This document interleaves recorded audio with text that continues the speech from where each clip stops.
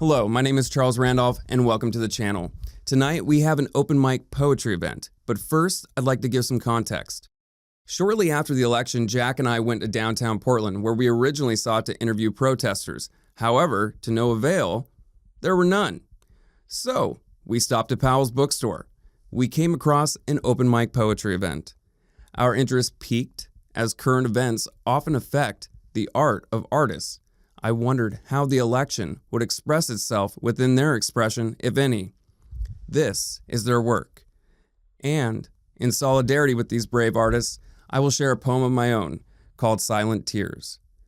I do ask that no derogatory comments be made on a person's appearance or their art. There is a way to give constructive criticism. However, I do not wish for anyone to feel rejection. I want this space to be a safe space for the contrasting colors of society. For so long, I feared my own expression.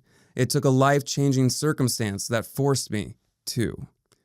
The last thing I want is for anyone to not feel accepted or fear their method of expression. I hope you can hear the sincerity in my voice and in my poem. Thank you for watching. We're going to start off a good trend here.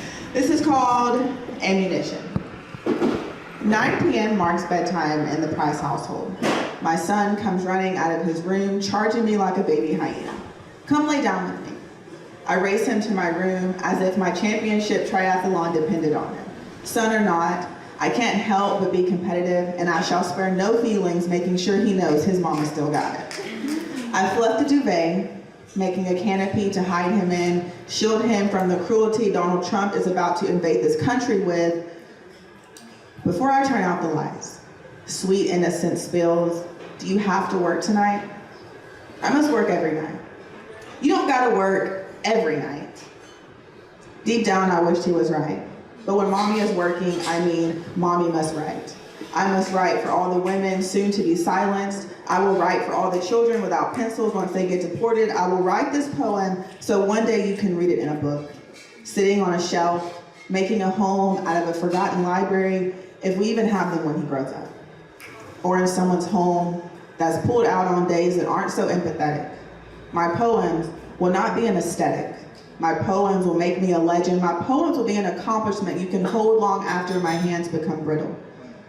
Little toes, soft like petals, ammunition to keep my ambitions alive. Some nights, such as tonight, require sacrifice. And when that sun rises, I can't promise I won't be tired.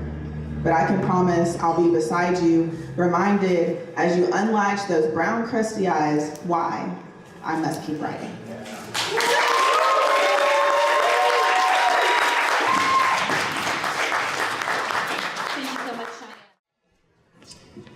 Deb's play, The Cage, has two main characters, an attorney and her client, the defendant, who's possibly facing the death penalty for killing a cop. He often speaks in poetry. You just heard two examples. Here's another one in the part of the play where we learn about his background, which helps to explain why he ends up living the life that he does. Here he's in shackles, on his knees at his grandmother's funeral. Oh, sweet grandma, why do you have to leave me? Your body's so lifeless, so cold. If I could just hold you once again. Why does it have to be like this? Is this what I was supposed to endure? There is no cure for the pain eating away at my soul. You held me so tight, just a little boy.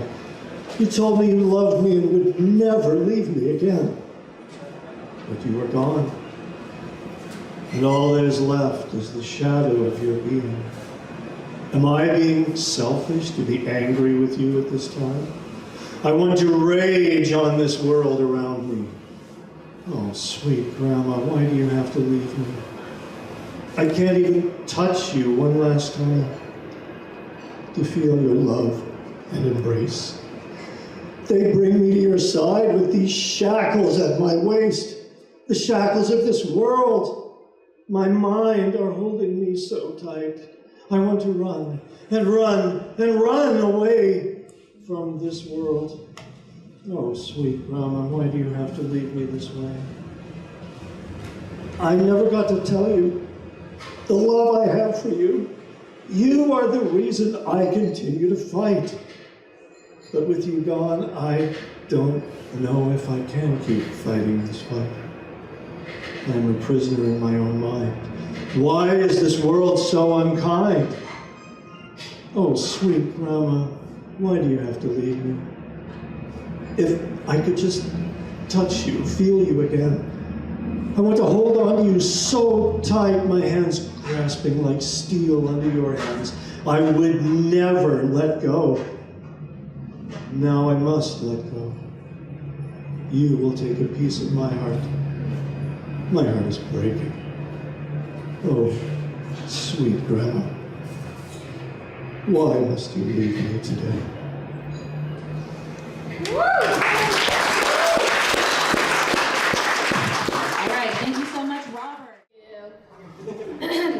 Also, slight content warning for maybe like some body horror, mild gore.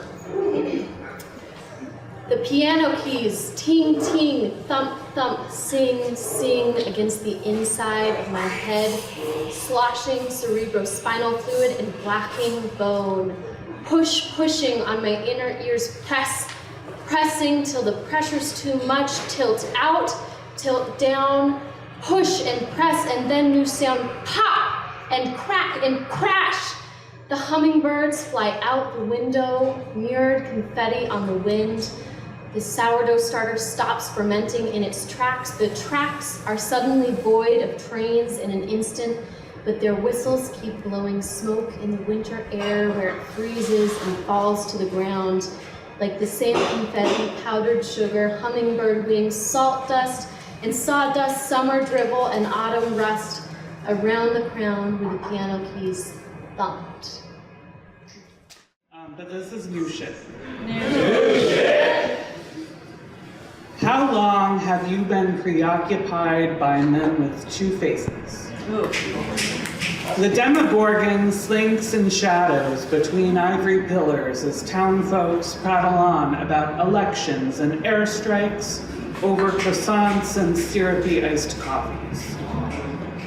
Ask the boys how their sex manifested itself and hunted in the streets.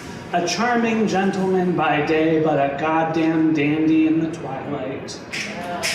Two-Face stands behind a steel girder, smoldering cigar after cigar, while Scar softly purrs to himself atop his brother's stolen throne.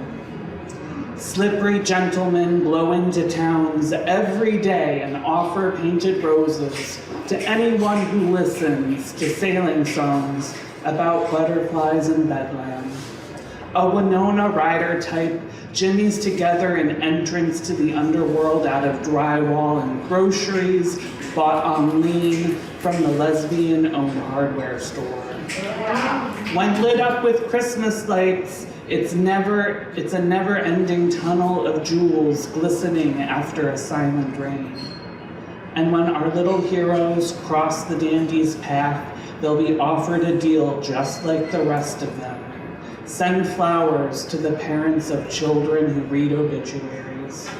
Smooth-talking gentleman types can get the town strung out on sweets and snappy gossip, like something wholesome sounds exactly like how we got here. Some celestial overlords keep dolls like us suspended by strings and dressed up in top hats and monocles, whose gold chains hang from the scars around our eyes. If you're clever, you can watch our masters breathe life back into our lungs before we re-emerge from the proverbial alley out back. But can't you hear that? The Prince of Demons wraps his cane on the linoleum floor, miss the entrance and suffer the consequences. Thank you. This one I wrote a couple weeks ago, but I think that it has a good message right now, because we should be loud now more than ever. You think you're hot snot on a silver platter, but really, you're cold boogers on a paper plate. Those words have haunted me on repeat for more than a decade. My ex-stepdad's voice is a broken record in the back of my head telling me nothing I try to do will ever succeed. But it still hasn't broken me, and I won't let it make me bigger. I won't let it make me bitter, because the thing about people who want to make you feel small is they don't believe it. They just want to feel bigger. But when I was younger, I didn't understand that. For a long time, I believed him. So I gave him what he wanted. I made myself small. I built up my armor, suits, ties, fedora, the works. He called me a sissy, so I wore masculinity, and he called me a coward when he provoked fear and blamed everyone else when he brought others to tears. My only thought was escape for over 10 years, but when I finally did, I had no idea who I was, and I made it even worse when I turned to drugs. Now we can fast forward, because that's not the point of this story. Suffice it to say, those 3 years were pretty gory. But the last time I slipped, I knew it would be the last. I started the work of reckoning with my past. I built morals and personality almost from scratch, like tending a rose in a gooseberry patch. I took off my costume for the first time, 15 years. I burned so many bridges, I might as well have been Gotham.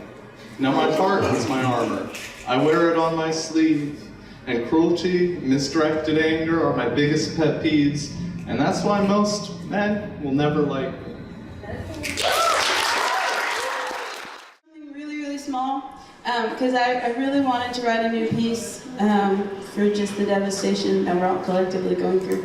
And I think it's cool to share grief when it's kind of in between, because I literally stopped mid-sentence in writing this. So I'm gonna read you this short thing really quick. What do I say? I'm frozen. Look her in the face and tell her she's a mother now. Look her in the eye and tell her there are bigger issues in this country, that you can't be bothered by such child's play. Take that cap off your Sharpie, look me in the face and write your body, my choice. I was 14 when I... Thank you.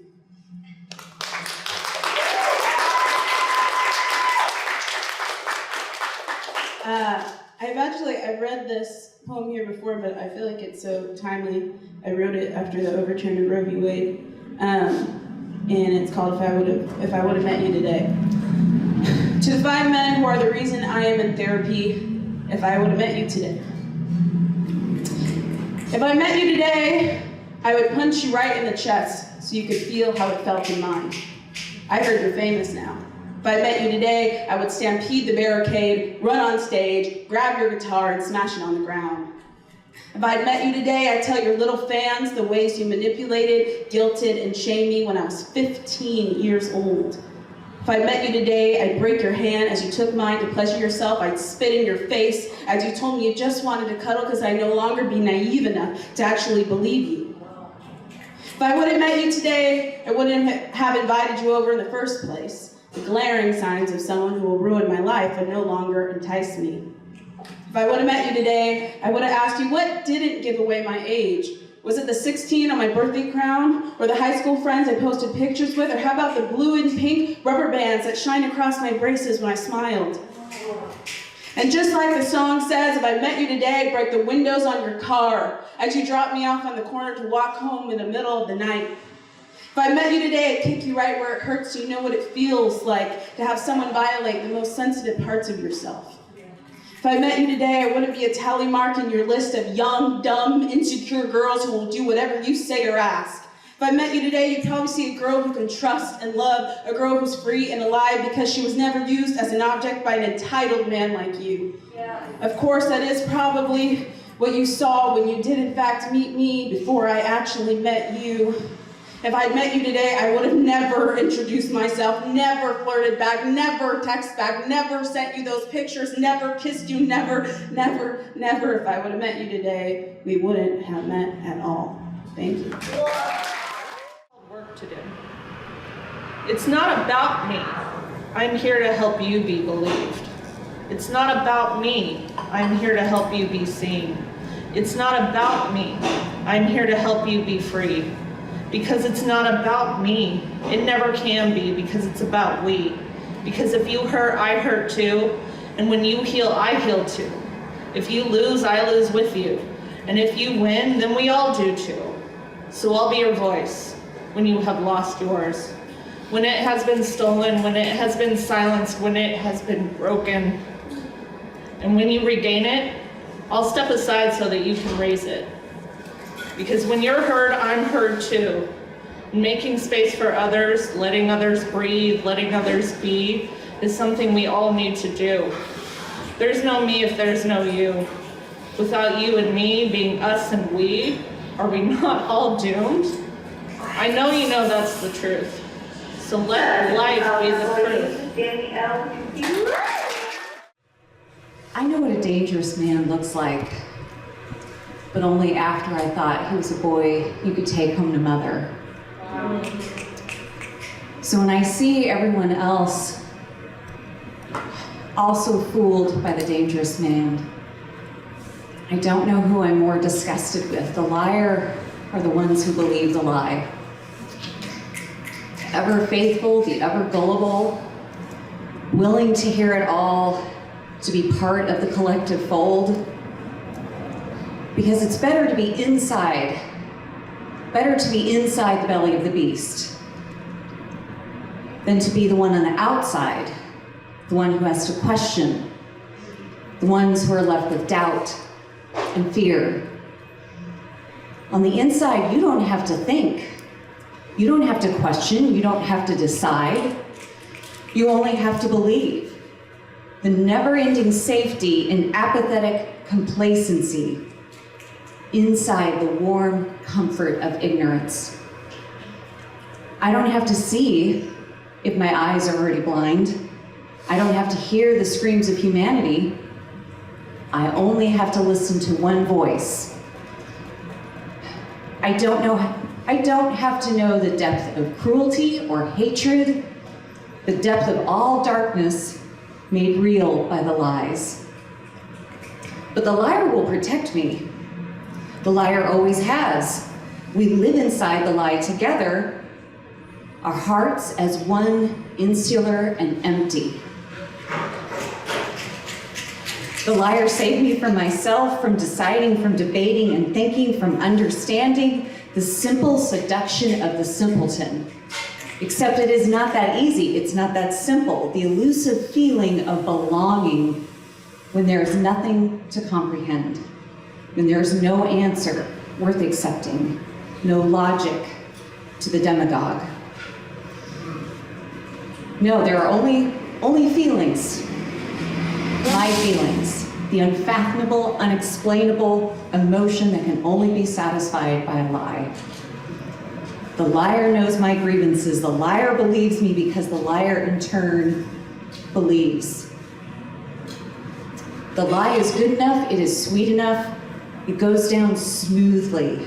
And I close my eyes and I swallow and swallow a maniacal cocktail filled with paranoia and conspiracy and bigotry and xenophobia. It's the best. It is all so delicious and so much more palatable than the bitter sting of truth.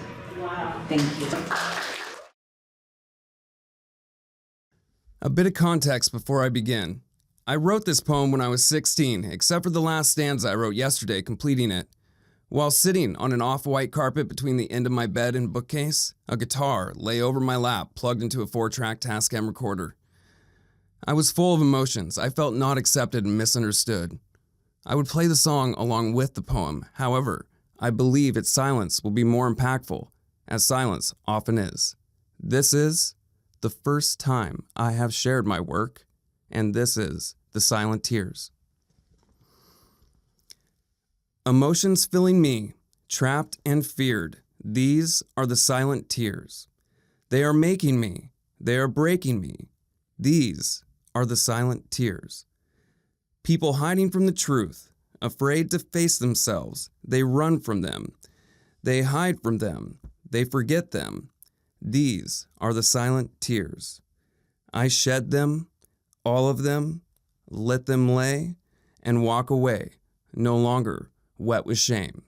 These are the silent tears no more.